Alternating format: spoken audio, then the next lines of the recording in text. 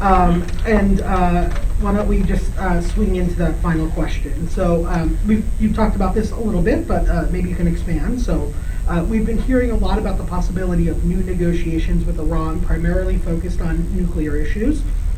Have you been in touch with the Trump administration directly? And do you have any insight into the current status of those negotiations?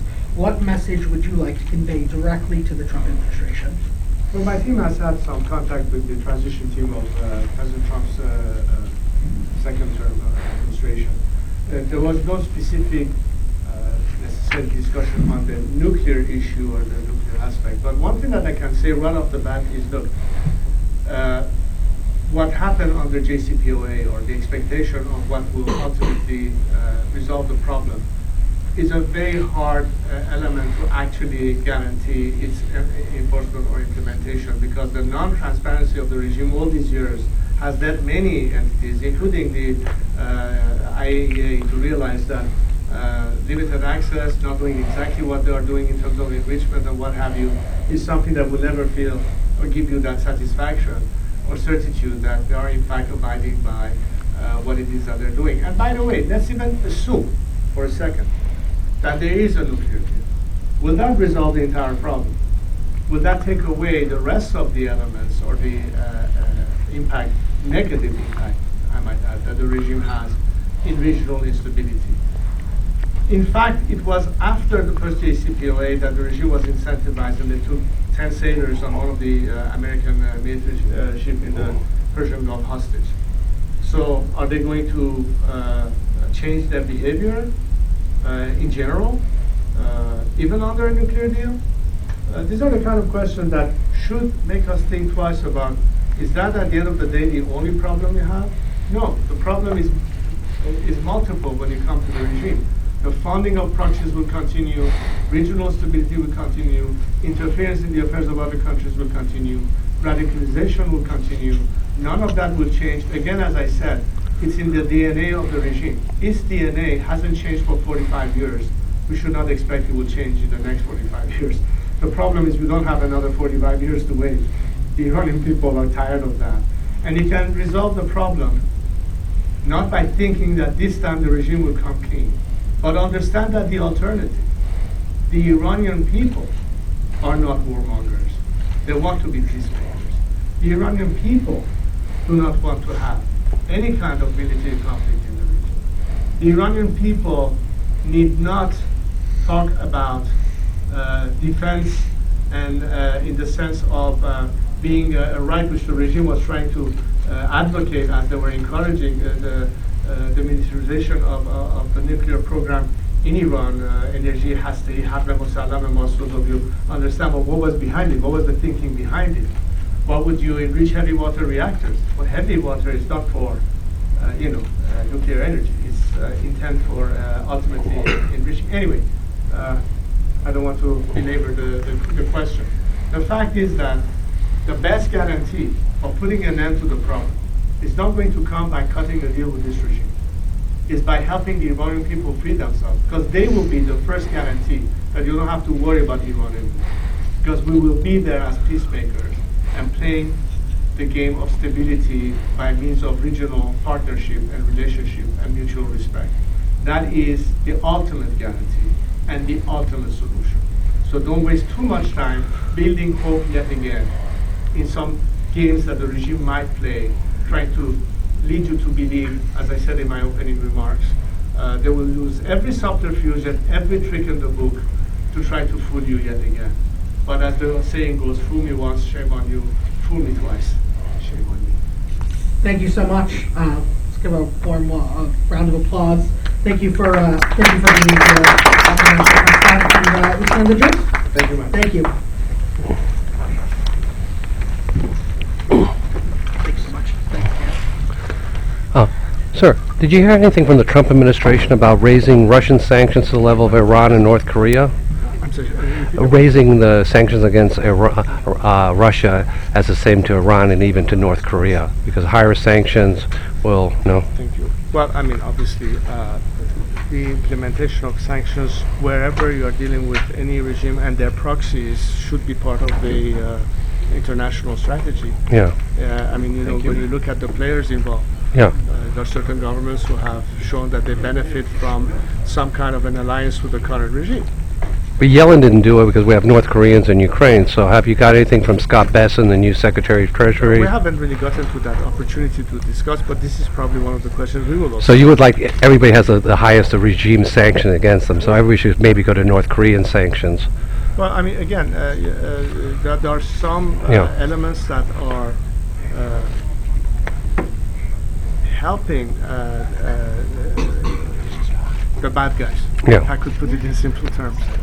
Whether it is terrorist organizations, their proxies, or the foreign policy of some governments that want to benefit from whatever the regime might provide for them as opportunities of regional dominance or what have you. That's also one calculation that obviously needs to be made. What's the end game here? What is going to be ultimately achieved? But I think keeping pressure on those governments is a strong indication that appeasement will Yeah, never work. but Yellen didn't do it when she was Secretary of Treasury. Sorry, Okay, we do have a thank- tight schedule. okay. Now, this is what the financial markets want to know. All right, thank you. Burgeoning movement for peace in the region that their occupiers are trying to stop. They have consistently been on the streets, not just seeking their liberation, but fighting for it.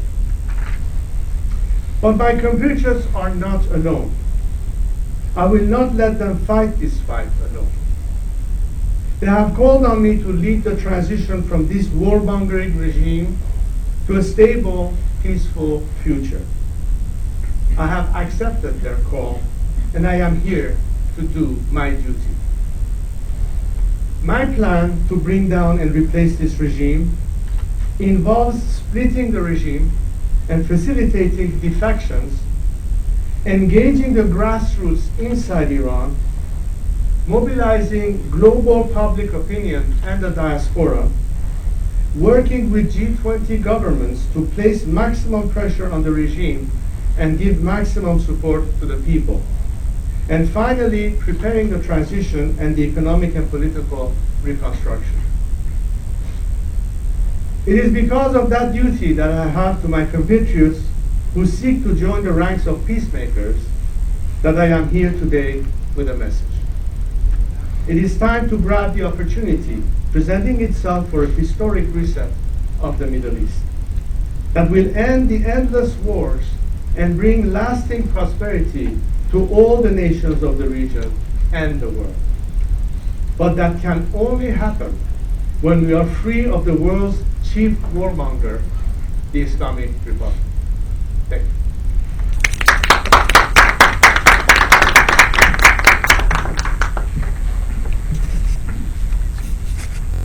Between the majority of Iranian secular democratic forces that are diverse in terms of what their ultimate model of governance is in their mind, is based on the principle of secular democracy, which means that we have, I think, the most three elements that keeps the majority of this group together, whether they're Republicans or monarchies, whether they're on the left or on the right, as secular Democrats, is three fundamental principles.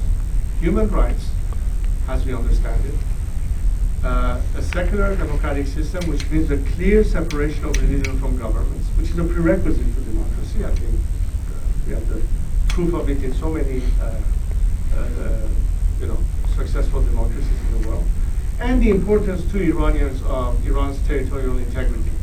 I think this is the three minimum elements that is the basis of cooperation that in fact is part of my campaign of uniting Iranian opposition based on these principles and understanding that once this regime is gone, during a transition, it is for the people of Iran to ultimately decide what's best for them. How do we achieve that? I think that there will be an interim government that will be in charge of managing the country's affairs in that period. We will call for as soon as possible, the election of a parliamentary council, a constitutional assembly, if you will, that will be charged with the responsibility to, in fact, debate and argue about areas where we may not all have necessarily the same opinion, but a democratic process where the nation this time is fully aware of all the alternatives that could be presented to them as a recommendation of that Constitutional Assembly. So there's a constitutional project. It may be a revision of what we had before. It may be a totally new text.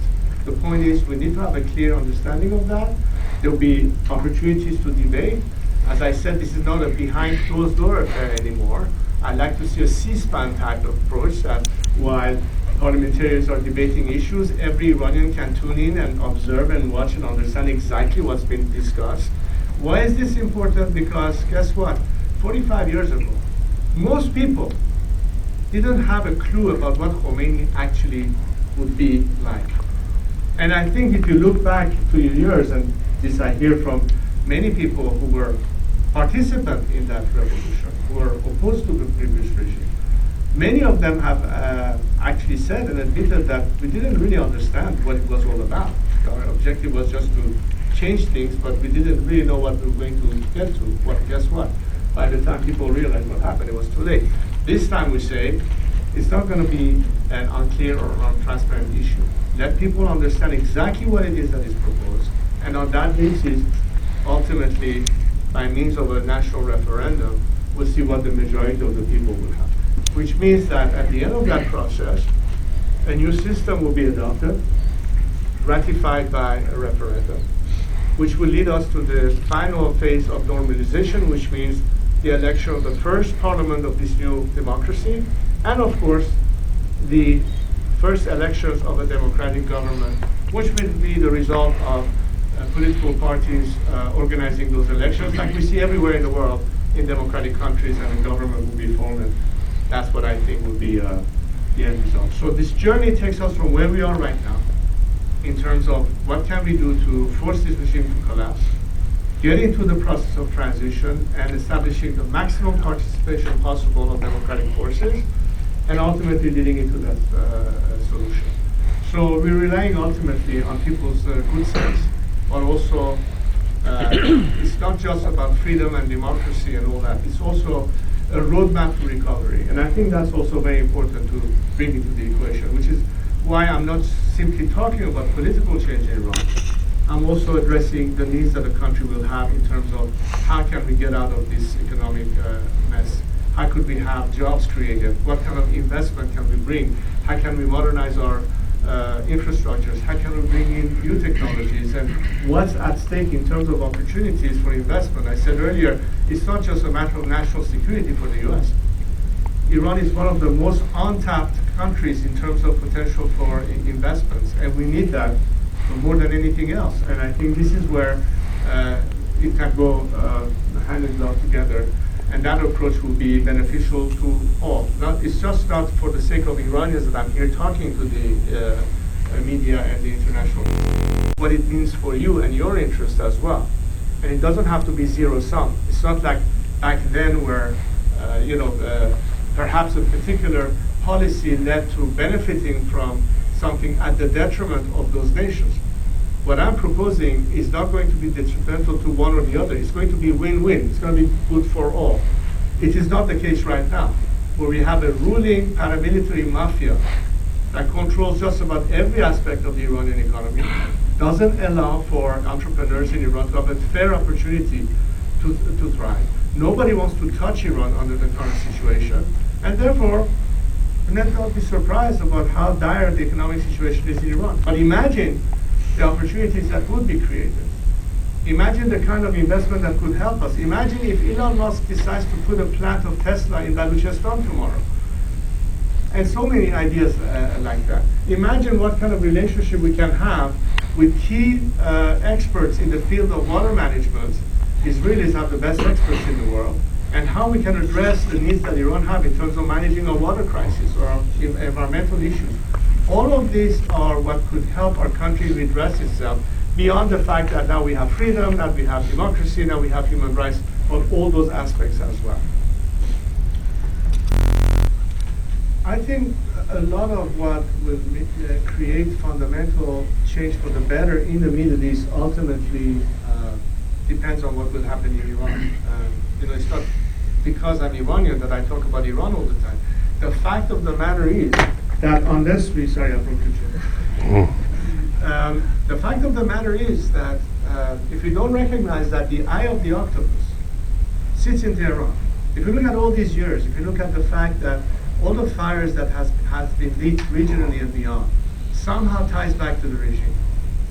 And sure, you can have retaliation against proxies, and you have. But as long as the source of funding, training, equipping, and providing them with the means to propagate that kind of ideology, you will not have an element of stability in the Middle East. How could you expect a country like Israel to feel comfortable when it has an existential threat coming from Tehran that simply wants them wiped out from the map of the earth, knowing that it's funding its proxies that are constantly in conflict with them, a lot of them involving groups that are based, let's say in Gaza, like Hamas and what have you, to even contemplate the possibility of a legitimate solution to ultimately a viable Palestinian state.